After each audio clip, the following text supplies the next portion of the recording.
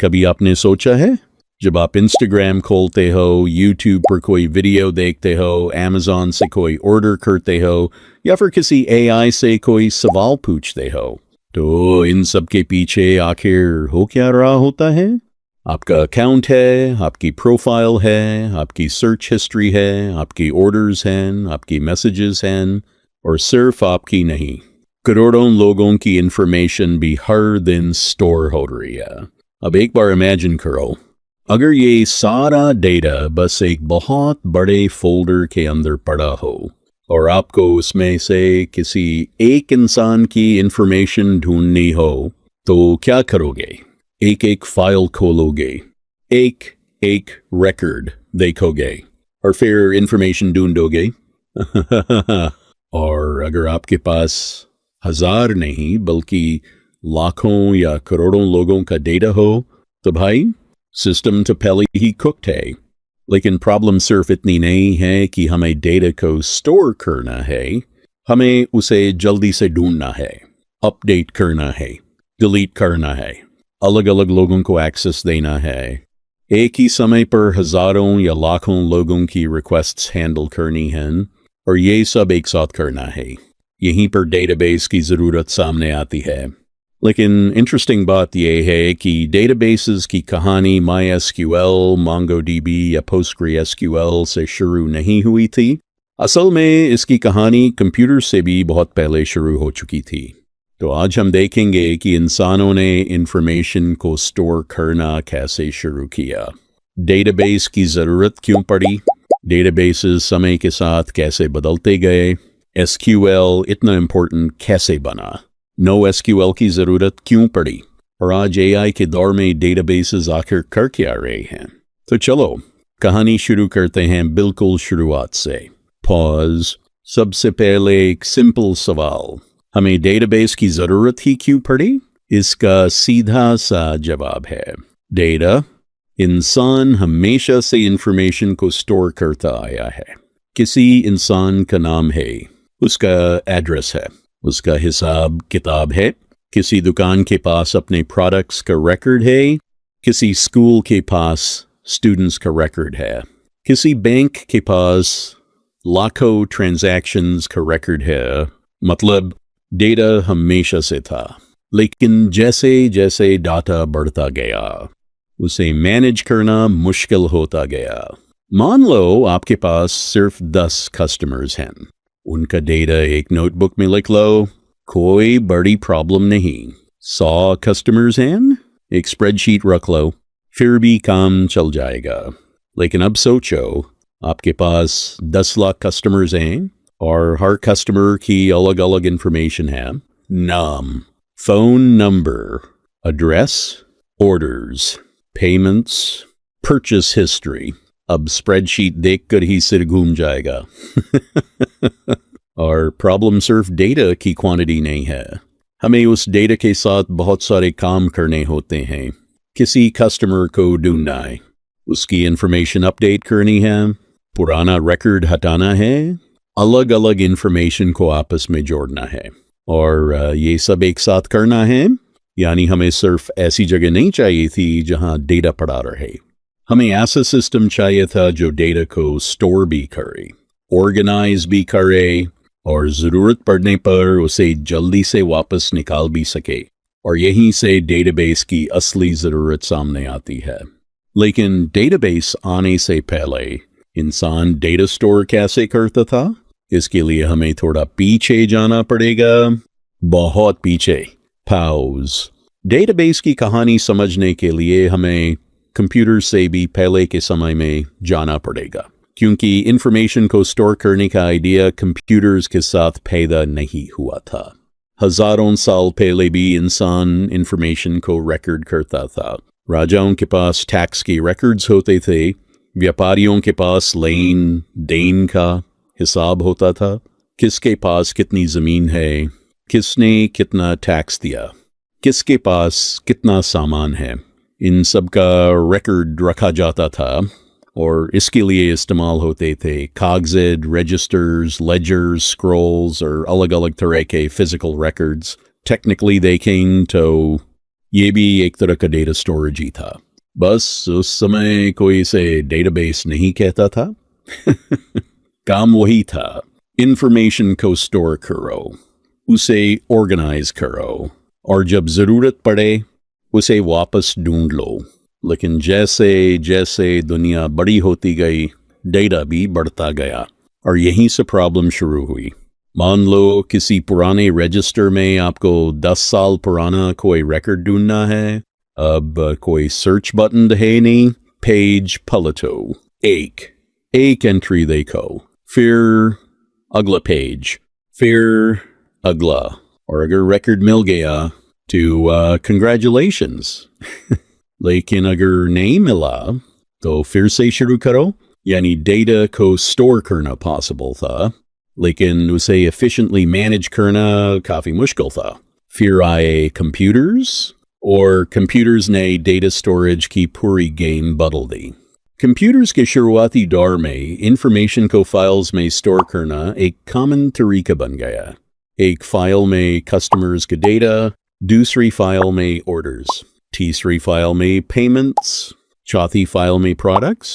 सुनने में तो सब ठीक लगता है, लेकिन जैसे जैसे एप्लीकेशंस बड़ी होती गईं, ये तरीका मेसी होने लगा।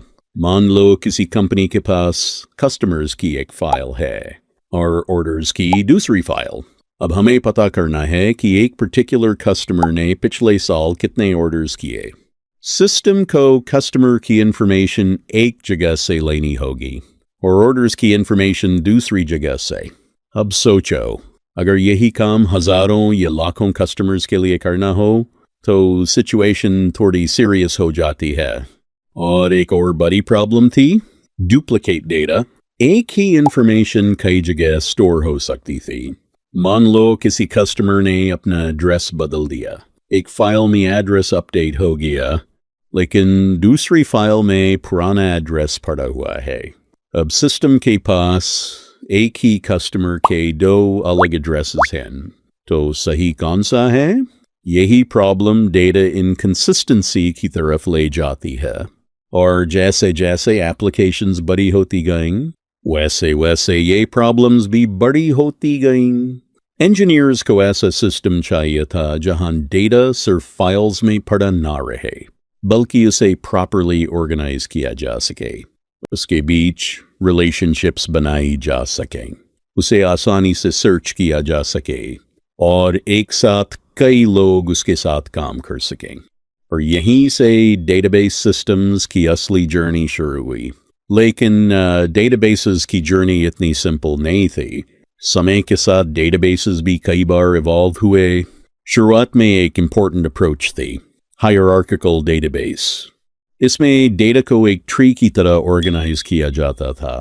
ऊपर एक पेरेंट, उसके नीचे चिल्ड्रन, और फिर उनके नीचे और इंफॉर्मेशन, बिल्कुल कंप्यूटर के फोल्डर्स की तरह। एक फोल्डर के अंदर दूसरा फोल्डर, फिर उसके अंदर तीसरा फोल्डर। सिंपल डेटा के लिए ये तरीका काफ़ी यूजफुल था, लेकिन रियल वर्ल्ड का डेटा हमेशा इतना सिंपल नहीं होता। मान लो एक स्टूडेंट कई कोर्सेज ले सकता है और एक कोर्स में कई स्टूडेंट्स हो सकते हैं। अब एक स्टूडेंट को सिर्फ एक ही जगह से जोड़कर रखना इतना आसान नहीं है। इसी तरह एक प्रोडक्ट कई कैटेगरीज में हो सकता है। एक एम्प्लॉय कई प्रोजेक्ट्स पर काम कर सकता है, यानी डेटा के बीच रिलेशनशिप्स काफ़ी कॉम्प्लेक्स हो सकती हैं। इसी तरह की ज़रूरतों को हैंडल करने के लिए नेटवर्क डेटाबेस जैसे मॉडल्स सामने आए। इनमें डेटा के बीच कॉम्प्लेक्स रिलेशनशिप्स को हैंडल करना ज़्यादा आसान था, लेकिन इंडस्ट्री को अभी एक और बड़ा बदलाव चाहिए था। और फिर आया रिलेशनल डेटाबेस मॉडल। साल 1970 में एडगर एफ कॉड ने रिलेशनल मॉडल का कॉन्सेप्ट दिया और ये डेटाबेस की दुनिया में एक बहुत बड़ा बदलाव था। रिलेशनल डेटाबेसेस में डेटा को टेबल्स के रूप में ऑर्गेनाइज किया गया, रोज, कॉलम्स और इनके बीच रिलेशनशिप्स। मान लो हमारे पास एक यूजर्स टेबल है, एक ऑर्डर्स टेबल है और एक प्रोडक्ट्स टेबल है। अब इन टेबल्स के बीच रिलेशनशिप्स बनाई जा सकती हैं। कौन सा ऑर्डर किस यूजर का है, कौन सा प्रोडक्ट किस ऑर्डर में है। ये सारी इंफॉर्मेशन एक स्ट्रक्चर्ड तरीके से मैनेज की जा सकती है और इसी वजह से रिलेशनल डेटाबेसेस ने सॉफ्टवेयर इंडस्ट्री में अपनी जगह बहुत मजबूत कर ली। लेकिन अब एक और सवाल था, डेटाबेस तो बन गया, लेकिन उससे बात कैसे करें? मान लो डेटाबेस एक बहुत बड़ा वेयरहाउस है, उस वेयरहाउस में करोड़ों रिकॉर्ड्स रखे हुए हैं। अब आपको उसमें से सिर्फ वो कस्टमर्स चाहिए जिन्होंने पिछले महीने कोई ऑर्डर किया था। आप वेयरहाउस में जाकर हर बॉक्स खोलकर तो सर्च नहीं करोगे, आप डेटाबेस को इंस्ट्रक्शन दोगे और डेटाबेस को इंस्ट्रक्शन देने के लिए हमें चाहिए एक लैंग्वेज। यहीं पर आती है SQL, SQL यानी स्ट्रक्चर्ड क्वेरी लैंग्वेज। SQL की मदद से हम डेटाबेस के साथ इंटरैक्ट कर सकते हैं। हम डेटा को देख सकते हैं, नया डेटा इंसर्ट कर सकते हैं, पुराने डेटा को अपडेट कर सकते हैं, डेटा को डिलीट कर सकते हैं और अलग अलग टेबल्स के डेटा को ज्वाइन भी कर सकते हैं। मान लो हमें डेटाबेस से कुछ स्पेसिफिक यूजर्स चाहिए, हम SQL में एक क्वेरी लिख सकते हैं और डेटाबेस हमें वही डेटा वापस देगा जिसकी हमें ज़रूरत है। यही SQL की असली पावर है। आप डेटाबेस को बताते हो कि आपको क्या चाहिए और डेटाबेस उस इंफॉर्मेशन को ढूंढ कर आपके सामने रख देता है। और इसी वजह से SQL और रिलेशनल डेटाबेसेस कई दशकों तक सॉफ्टवेयर इंडस्ट्री का बहुत बड़ा हिस्सा बने रहे। MySQL, PostgreSQL, Oracle Database, Microsoft SQL Server, ये सब रिलेशनल डेटाबेस सिस्टम्स हैं जो SQL का इस्तेमाल करते हैं।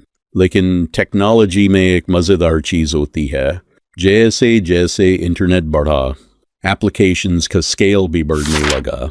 Social media, e-commerce, streaming, gaming, cloud applications और अचानक डेटा का स्केल बहुत ज़्यादा बढ़ गया।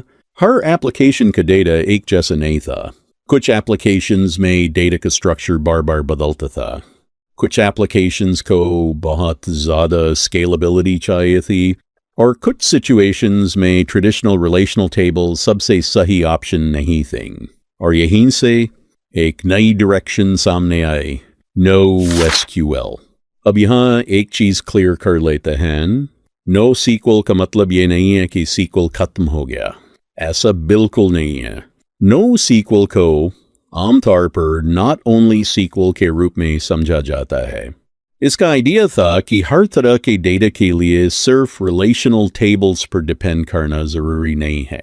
कुछ डेटाबेसेस डेटा को डॉक्यूमेंट्स के रूप में स्टोर करते हैं, कुछ की वैल्यू पेयर्स का इस्तेमाल करते हैं, कुछ ग्राफ्स के साथ काम करते हैं और कुछ दूसरे तरीके से डेटा को ऑर्गेनाइज करते हैं। उदाहरण के लिए एक डॉक्यूमेंट डेटाबेस में डेटा को JSON जैसी स्ट्रक्चर में स्टोर किया जा सकता है। इससे कई सिचुएशंस में डेटा को ज़्यादा फ्लेक्सिबल तरीके से मैनेज करना आसान हो जाता है। लेकिन यहाँ सबसे इम्पोर्टेंट बात यह है, SQL और NoSQL दुश्मन नहीं हैं, दोनों का अपना यूज़ केस है। किसी एप्लीकेशन के लिए SQL बेस्ट हो सकता है और किसी दूसरी एप्लीकेशन के लिए NoSQL ज़्यादा सूटेबल हो सकता है। कई बड़ी एप्लीकेशंस तो दोनों तरह के डेटाबेसेस का इस्तेमाल भी करती हैं। तो ये कोई ऐसा मुकाबला नहीं है कि SQL जीतेगा या NoSQL। असल सवाल ये है, किस प्रॉब्लम के लिए कौन सा टूल सही है? और यहीं डेटाबेस की कहानी और इंटरेस्टिंग हो जाती है, क्योंकि अब हम पहुंच चुके हैं AI के दौर में। आज जब हम AI की बात करते हैं तो हमारा ध्यान अक्सर AI मॉडल्स पर जाता है, लेकिन एक चीज़ है जिसे इग्नोर नहीं किया जा सकता, डेटा। AI के लिए डेटा बेहद इम्पोर्टेंट है और मॉडर्न AI एप्लीकेशंस में सिर्फ AI मॉडल होना काफ़ी नहीं है।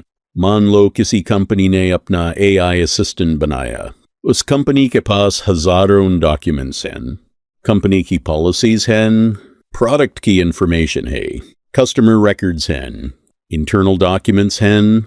अब कोई एम्प्लॉई AI से पूछता है, हमारी रिफंड पॉलिसी क्या है? अब एआई को ये आंसर पता कहाँ से चलेगा? मॉडल के अंदर शायद ये इंफॉर्मेशन मौजूद ही ना हो, उसे कंपनी के अपने डेटा से इंफॉर्मेशन निकालनी होगी, और यहीं पर डेटाबेसेस और मॉडर्न डेटा सिस्टम्स की इम्पोर्टेंस बढ़ जाती है। इसी के साथ एक टेक्नोलॉजी काफ़ी इम्पोर्टेंट हो गई है, वेक्टर डेटाबेस। अब ट्रेडिशनल डेटाबेसेस में हम अक्सर स्ट्रक्चर्ड इंफॉर्मेशन के साथ काम करते हैं, लेकिन एआई एप्लीकेशंस में हम एम्बेडिंग्स के साथ भी काम करते हैं। एम्बेडिंग को बहुत आसान तरीके से समझो तो इंफॉर्मेशन को नंबर्स के एक वेक्टर के रूप में रिप्रेजेंट किया जा सकता है, और इन वेक्टर्स की मदद से सिस्टम ऐसी इंफॉर्मेशन ढूंढ सकता है जिसका मीनिंग सिमिलर हो। मान लो यूजर पूछता है, क्या मुझे अपना पैसा वापस मिल सकता है? और डेटाबेस में लिखा है, customers can request a refund with in T stays। दोनों सेंटेंसेस के वर्ड्स एग्जैक्टली सेम नहीं हैं, लेकिन उनका मीनिंग काफ़ी सिमिलर है। वेक्टर सर्च ऐसी मीनिंग बेस्ड इंफॉर्मेशन को ढूंढने में यूजफुल हो सकता है, और यही कॉन्सेप्ट RAG जैसे सिस्टम्स में काफ़ी इम्पोर्टेंट है। RAG यानी रिट्रीवल ऑगमेंटेड जनरेशन, इसमें AI आंसर देने से पहले रेलेवेंट इंफॉर्मेशन को रिट्रीव करता है और फिर उसी इंफॉर्मेशन का इस्तेमाल करके आंसर जनरेट करता है। मतलब यूजर सवाल पूछता है, सिस्टम रेलेवेंट इंफॉर्मेशन ढूंढता है, डेटाबेस से डेटा आ रहा है, और फिर AI उस डेटा को समझकर आंसर देता है। यानी आज डेटाबेस सिर्फ इंफॉर्मेशन स्टोर करने की जगह नहीं रह गया है, वो AI को सही इंफॉर्मेशन ढूंढने में भी मदद कर रहा है। और इसी वजह से AI के आने से डेटाबेसेस की इम्पोर्टेंस कम नहीं हुई, बल्कि कई केसेस में तो और ज़्यादा बढ़ गई है। अब शायद आपके दिमाग में एक सवाल आ रहा होगा, ठीक है कोच साहब, लेकिन इस पूरी डेटाबेस सीरीज़ में हम सीखेंगे क्या? तो इस सीरीज़ में हम डेटाबेस को बिल्कुल बेसिक से लेकर एडवांस कॉन्सेप्ट्स तक समझेंगे। सबसे पहले हम समझेंगे कि डेटाबेस होता क्या है। DBMS क्या होता है, टेबल क्या होती है, रोज और कॉलम्स क्या होते हैं, प्राइमरी की क्या होती है। उसके बाद हम शुरू करेंगे SQL, हम सीखेंगे सेलेक्ट, इंसर्ट, अपडेट, डिलीट, फिर आएगा where, order by, group by, और इसके बाद जॉइंस, क्योंकि डेटाबेस सीख रहे हो तो जॉइन से तो सामना होना ही है। फिर हम डेटाबेस रिलेशनशिप्स को समझेंगे, नॉर्मलाइजेशन क्या होता है, इंडेक्सेस क्या होते हैं, कंस्ट्रेंट्स क्या होते हैं, ट्रांजैक्शंस कैसे काम करती हैं, और डेटाबेस की परफॉर्मेंस को बेहतर कैसे किया जाता है। इसके बाद हम SQL की दुनिया से थोड़ा बाहर निकलेंगे और समझेंगे NoSQL databases, document databases, collections, MongoDB, और सबसे इम्पोर्टेंट SQL और NoSQL को कब इस्तेमाल करना चाहिए। इसके बाद हम और आगे जाएंगे, query optimization, scaling, distributed databases, cloud databases, और फिर हम पहुंचेंगे modern database technology तक, vector databases, embeddings, RAG, AI search और AI agents के साथ databases का इस्तेमाल। यानी इस सीरीज का गोल सिर्फ इतना नहीं है कि आप कुछ SQL कमांड्स याद कर लो, गोल ये है कि आप डेटाबेस को एक्चुअली समझो, उसके पीछे की थिंकिंग समझो, और ये समझो कि किस प्रॉब्लम के लिए कौन सा डेटाबेस और कौन सा अप्रोच सही है। अगर पूरी डेटाबेस जर्नी को एक छोटी सी कहानी में समझें तो शुरुआत हुई इंफॉर्मेशन को स्टोर करने की ज़रूरत से। पहले हमने फिजिकल रिकॉर्ड्स रखे, फिर कंप्यूटर्स आए, हमने फाइल्स में डेटा स्टोर किया, फिर फाइल्स के साथ प्रॉब्लम्स आने लगीं और डेटाबेसेस आए, डेटाबेसेस भी इवॉल्व हुए, हायरार्किकल डेटाबेसेस आए, नेटवर्क डेटाबेसेस आए, फिर रिलेशनल डेटाबेसेस ने पूरी गेम बदल दी, SQL आया, और रिलेशनल डेटाबेसेस कई दशकों तक बेहद पावरफुल बने रहे। फिर इंटरनेट का स्केल बढ़ा, एप्लीकेशंस बड़ी हुईं, और NoSQL databases पॉपुलर हुई। और अब हम आई के दौर में हैं जहां databases सिर्फ डेटा स्टोर नहीं कर रहे बल्कि AI को relevant information ढूंढने में भी मदद कर रहे हैं। और इस पूरी कहानी के पीछे एक चीज लगातार बढ़ती रही, डेटा। हम जितना ज्यादा टेक्नोलॉजी का इस्तेमाल कर रहे हैं उतना ज्यादा डेटा जनरेट कर रहे हैं। हर सर्च, हर क्लिक, हर परचेस, हर मैसेज, हर वीडियो और अब हर AI इंटरैक्शन भी, हर जगह डेटा है। और जहां डेटा है वहां उसे स्टोर करने की ज़रूरत है, उसे मैनेज करने की ज़रूरत है और ज़रूरत पड़ने पर सही इंफॉर्मेशन को जल्दी से रिट्रीव करने की ज़रूरत है। इसलिए असली सवाल ये नहीं है कि हमें डेटाबेसेस की ज़रूरत है या नहीं। असली सवाल ये है आने वाले समय में डेटाबेसेस कितने पावरफुल होने वाले हैं। पॉज। और ऑनेस्टली ये कहानी अभी ख़त्म नहीं हुई है। टू बॉस, ये थी डेटाबेसेस की कहानी।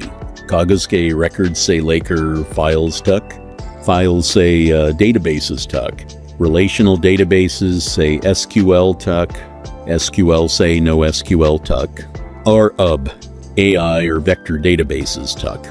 लेकिन अभी हमने सिर्फ पूरी कहानी का ट्रेलर देखा है, क्योंकि अगली वीडियो से हम एक्चुअली डेटाबेसेस को समझना शुरू करेंगे।